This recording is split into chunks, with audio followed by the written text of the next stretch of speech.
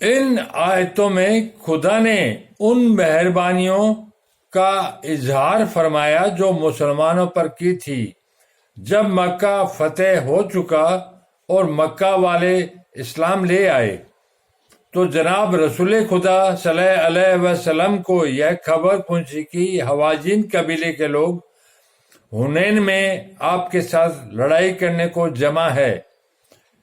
یہ واقعہ حوازن ایک تیرانداز قوم تھی اور حنین ایک وادی ہے جو مکے اور طائف کے درمیان واقع ہے۔ مسلمانوں کی فوج 11 یا 12 یا 16 ہزار تھی اور کافر صرف 4,000۔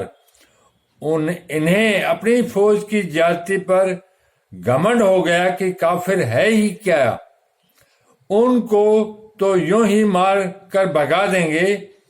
خدا کو گھمنڈ پسند نہ تھا۔ جب یہ دشمن کی طرف چلے تو وہ جنگل کے راستوں اور پہاڑوں کے دروں میں بڑی مستعدی سے ان کی گھات میں لگے ہوئے تھے۔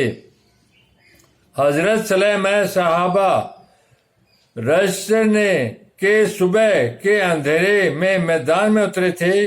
انہوں نے یکایک تیر اندازی شروع کر دی، تلواریں کھینچ کر یک بارگی ایسا حملہ کیا کہ مسلمانوں کی فوج بکھر گئی، مگر حضرت صلی اللہ علیہ وسلم نے اپنے خچر پر سوار تھے اسی طرح جمے رہے اور اس کو دشمنوں کی طرف بڑھایا۔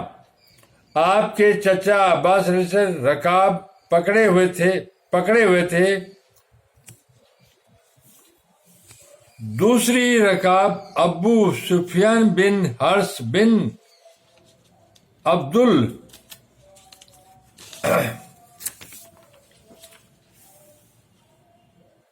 مطلب کے ہاتھ میں تھی۔